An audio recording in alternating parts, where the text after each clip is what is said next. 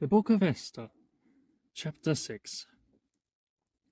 That night the king could not sleep, so one was commanded to bring the book of the records of the Chronicles, and they were read before the king. And it was found written that Mordecai had told of Bigthana and Teresh, two of the king's eunuchs, the doorkeepers who had sought to lay hands on King Ahasuerus. What honor or dignity has been bestowed on Mordecai for this? Nothing has been done for him, sir. Who is in the court? Haman is there, standing in the court. Let him come in. Ask King, give permission. Mordecai is hand, and I can continue being respectful in the court. Right. Excuse me, sir. What is it? The king requires your presence. The king requires my... Of course. There's no doubt a stately matter that he wants to refer to me upon. It's something which no one else in the court must, least of all, a lowly servant would be able to comprehend. Are you right, sir? You're stammering. Nothing is wrong at all. That out of my way. Your Majesty. Haman, I have a most pressing matter that I wish to discuss with you. Oh, what? Speak of the matter, sir, and I will advise you. What shall be done for the man whom the king delights to honor? The man the king delights to honor.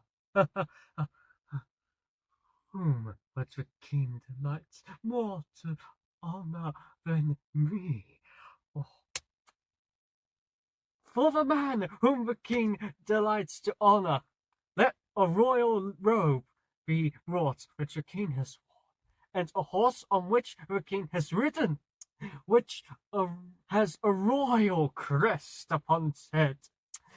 Then let this robe and horse be delivered into the hand of one of the king's most noble princes, that he may array the man whom the king delights to honor.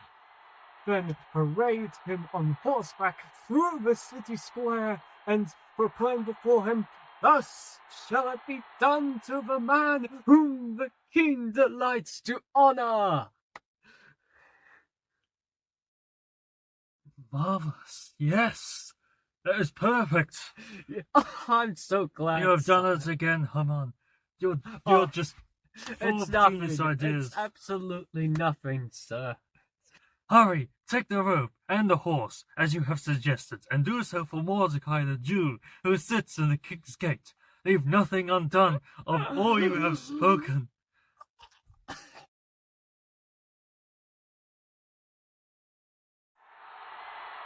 Thus it shall be done to the man whom the king delights to honor. Thus shall it be done to the man whom the king delights to honor. Afterward, Mordecai went back to the king's gate, but Haman hurried to his house, mourning and with his head covered. When Haman told his wife Zeresh and all his friends everything that had happened to him, his wise men and his wife Zeresh said to him, "If Mordecai, before whom you have begun to fall, is of Jewish descent, you will not prevail against him, but will surely fall before him." While they were still talking with him, the king's eunuchs came, and hastened to bring Haman to the banquet which Esther had prepared. It's absolutely nothing, sir. Hurry, take the robe and the horse, as you have suggested, and do so for Mordecai the Jew, who sits in the king's gate. No, I need to go back and start laughing. Okay.